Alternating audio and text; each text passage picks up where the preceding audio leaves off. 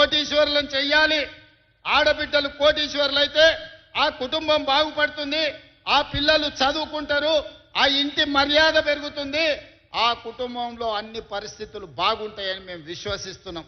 దాంట్లో భాగంగానే 1 కోటి మంది మహిళల్ని కోటీశ్వరులు చేసే కార్యక్రమం తీసుకొని ఈ పథకాలన్నీ కూడా తీసుకొచ్చినాం. ఇవాళ ఇదే కాదు, తెలంగాణ ఆడబిడ్డలకు పుట్టింటి వాళ్ళు పెట్టే చీర సారె. సారె అనేది ఒక పండుగ ఆడబిడ్డలకు.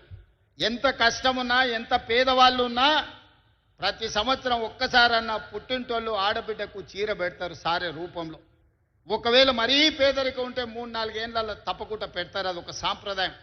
ఇవాళ అందుకే తెలంగాణలో ఉండే ఆడబిడ్డలకు తల్లిదండ్రులు సొంత సోదరుడు ఏ విధంగా పండుగ పూట చీర పెడితే సారే అవుతుందో మీ సోదరుడు రేవంత్ అన్న ప్రతి సంవత్సరం ఆడబిడ్డలకు చీర పెట్టాలి, ఆ చీర సారె పండుగ మీరు చేసుకోవాలని సీతక్కకు ఆదేశాలు ఇచ్చి ఈనాడు తెలంగాణ రాష్ట్రంలో గ్రామీణ ప్రాంతాలలో ఉన్న 65 లక్షల ఆడబిడ్డలకు ఇవాళ మన చీరల పంపిణీ కార్యక్రమం మొదలు పెట్టినాం.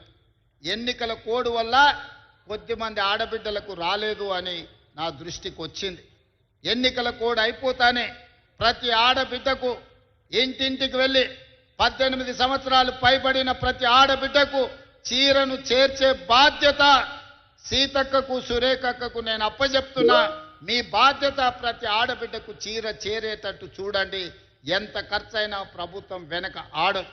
ఇలా సంవత్సరం కింద ఆర్డర్ ఇస్తే 65 లక్షలు వచ్చినాయి, ఇంకా 35 లక్షల చీరలు రావాలి.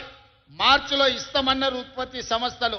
పట్టణ ప్రాంతాలలో మున్సిపాలిటీలో ఉండే ఆడబిడ్డలకు మార్చి నెలలో అంతర్జాతీయ మహిళా దినోత్సవం సందర్భంగా పట్టణ ప్రాంతాలలో మున్సిపాలిటీలలో ఉండే ఆడబిడ్డలకు కూడా 35 లక్షల చీరలు ఇస్తాం.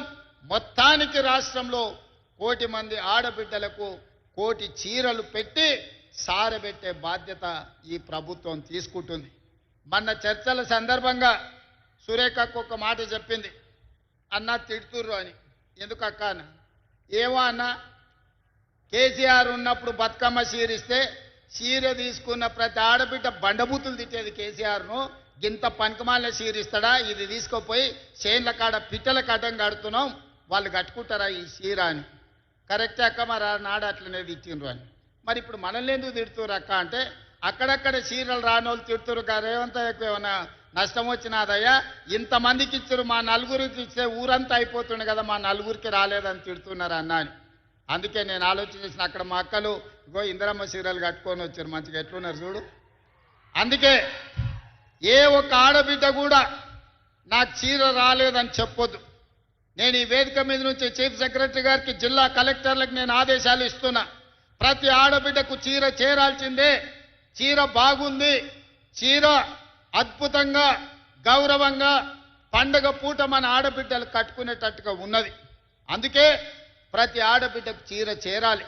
ఏ ఒక్క ఆడబిడ్డ కూడా నాకు చీర రాలేదు అనే మాట నాకు రాకూడదు.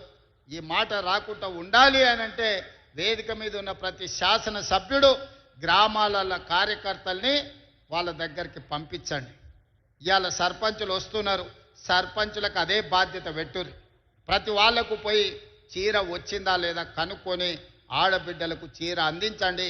ఎవరికైనా ఏ ఊర్లో అయినా, ఏ గూడెంలో అయినా, ఏ తండాలైనా, ఏ మారుమూల పల్లెైనా ఆడబిడ్డకు చీర రాలేదు అంటే చీర పంపించే బాధ్యత నేను తీసుకుంటా. ఏ ఆడబిడ్డ కూడా నాకు చీర రాలేదు అనే మాట రాకూడదు. 100% 1 కోటి మంది ఆడబిడ్డలకు 1 కోటి చీరలు ఇప్పించే బాధ్యత నేను తీసుకుంటా అని నేను తెలియజేస్తున్నా మిత్రులారా. ఇక విద్యార్థుల చదువుల గురించి young India integrated residential schools కావచ్చు, యంగ్ ఇండియా స్కిల్స్ యూనివర్సిటీ కావచ్చు, యంగ్ ఇండియా స్పోర్ట్స్ యూనివర్సిటీ కావచ్చు.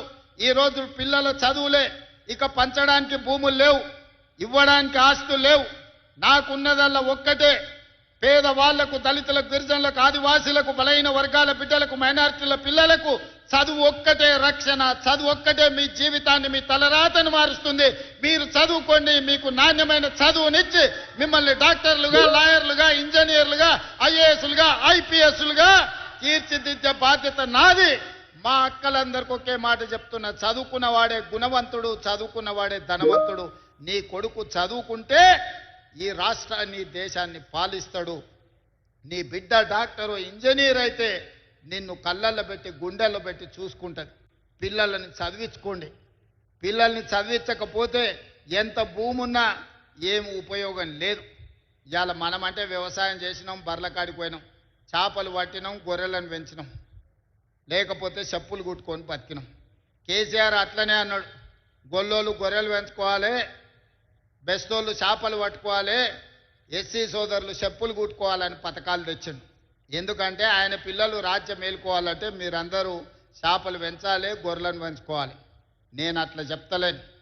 మన తాతలు ముత్తాతలు 10 తరాల నుంచి ఆ వృత్తి చేసి మన బతుకులలో మార్పు రాలే, మన జీవితంలో వెలుగు నింపలే.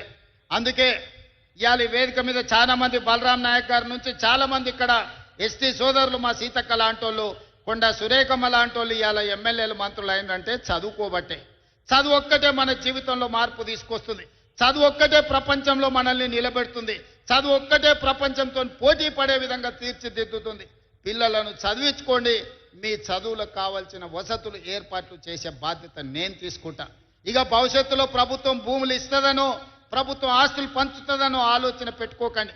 మీ ఇంట్లో నీ బిడ్డనో నీ కొడుకో ఒక ఐఏఎస్ఓ ఐపీఎస్ఓ అయితే భవిష్యత్ తరాలన్నీ మీ జీవితాలు మారిపోతాయి.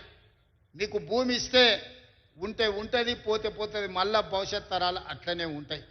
అందుకే చదువుకోవాల్సిందిగా ఈ వేదిక మీద నుంచి నేను సూచన చేస్తున్నాను. అందుకే మిత్రులారా, ఒక పక్కన రైతులను, రెండో పక్కన మహిళలను, మూడో పక్కన విద్యార్థి నిరుద్యోగ యువకులను ఆదుకునే బాధ్యత తీసుకున్నాం.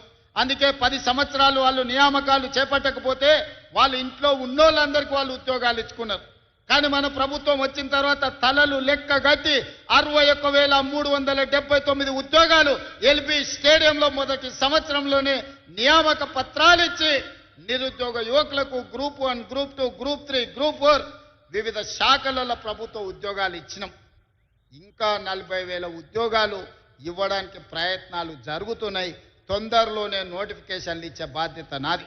పోటీ పరీక్షలకు పోటీ పడండి. ఊర్లలో సర్పంచ్లను, వార్డు మెంబర్లను చదువుకున్న యువకులకు సమయం వృధా చేసుకోకండి. రాజకీయాలు ఎప్పుడు ఉంటాయి. రాజకీయాలలో ఏదో ఒక పదవికి పోటీ ఎప్పుడైనా చేయొచ్చు. దానికి వయసేం లేదు, వయసేమో నియమ నిబంధనల్లో లేదు.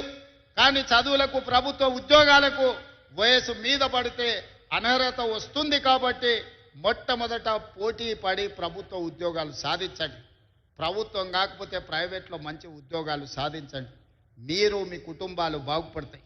మీ తల్లిదండ్రులు ఉపాధి హామీ కూలీకి పోయి రూపాయి కూడబెట్టి కష్టపడి మిమ్మల్ని పీజీలు, పిహెచ్డీలు చదివించింది మీరు మళ్ళా గ్రామాలకు వచ్చే రాజకీయ కక్షలకు బలి కావడానికి కాదు. బాగా చదువుకోండి, ప్రభుత్వ ఉద్యోగాలు సాధించండి. గ్రామాలలో ఉండే యువకులు గ్రామాలను అభివృద్ధి చేయడానికి ఎన్నికల్లో పోటీ చేయండి. ఎన్నికల్లో గెలవండి, ప్రజలను గెలవండి. ప్రజల మనసు గెలిస్తే ఆటోమేటిక్గా పదవి వస్తుంది. నేనే ఉదాహరణ, 2006లో నేను జడ్పీటీసీ ఇండిపెండెంట్గా గెలిచిన, 2007లో ఎమ్మెల్సీ ఇండిపెండెంట్గా గెలిచిన, 2009లో ఎమ్మెల్యేగా గెలిచిన, 2014లో ఎమ్మెల్యేగా గెలిచిన, 2019లో ఎంపీగా గెలిచిన, 2021లో కాంగ్రెస్ పార్టీ ప్రెసిడెంట్నైనా, 2023లో తెలంగాణ రాష్ట్రానికి ముఖ్యమంత్రి అయ్యి 2025లో మాధవన్న పక్కన నిలబడి ఈ రాష్ట్రాన్ని అభివృద్ధి పదం వైపు నడిపించాలనుకుంటున్నా. ఇవన్నీ ఎలా సాధ్యమైనాయంటే ప్రజలు ఆశీర్వదించితే సాధ్యమైనవి. దళితులు, గిరిజనులు, ఆదివాసీలు, పేదవాళ్ళు, మైనారిటీలు అండగా నిలబడితేనే ఇవన్నీ కూడా ప్రజల ఆశీర్వాదంతో వస్తాయి, కొనుక్కుంటే రావు. అందుకే ఎన్నికల్లో పైసలు ఖర్చు పెట్టకండి. ప్రజల మనసు గెలవండి, గ్రామంలో ఉండే సమస్యల్ని పరిష్కరించండి, గ్రామ సమస్యల మీద అవగాహన పెంచుకోండి. అందుకే ఈనాడు ప్రభుత్వం R&B పంచాయతీరాజ్ శాఖలో దాదాపుగా 20,000 కోట్లతోని 10 సంవత్సరాలు వాళ్ళు వేయకుండా వదిలేసిన రోడ్లను ఇవాళ వేస్తున్నాం. ప్రతి తండా నుంచి, ప్రతి గూడెం నుంచి మండల కేంద్రానికి ఒక బీటీ రోడ్డు, అదేవిధంగా మండల కేంద్రాన్ని నుంచి జిల్లా కేంద్రానికి